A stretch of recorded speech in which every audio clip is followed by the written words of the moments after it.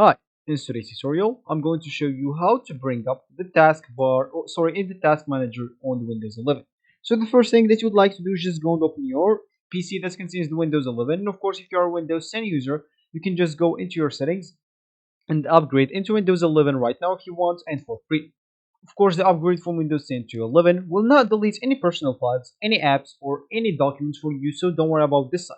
And of course, you can run the installation or the download of Windows 11 into the background of your PC if you want to keep using it in the meanwhile. Your PC might be a bit slower, but it's not going to be a big deal, especially if you have a good PC.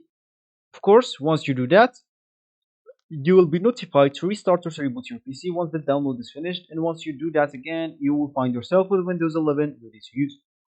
Of course, you'll even have a recovery point if you want to go back into your Windows 10 whenever you want. So maybe if you're facing some issues, which is not most likely to happen, or if you just like the Windows 10, but I bet you like the Windows 11 much better or as the same if you get used to it. So as we said, is we would like to bring our task manager on Windows 11. So of course, if you want to do that, you can just go into your taskbar and right click on it. Of course, for the Windows 11 users, you will not find those options. You will find just three options: sign in option, task manager, and task bar settings.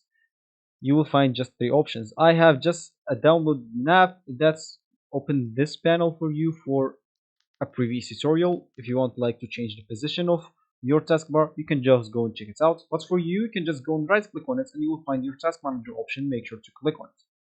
Once you do that, as you can see, you'll find your task manager here, and here you'll be able to see whatever you want, the performance, the history, the startup apps, and other stuff, even the services and etc.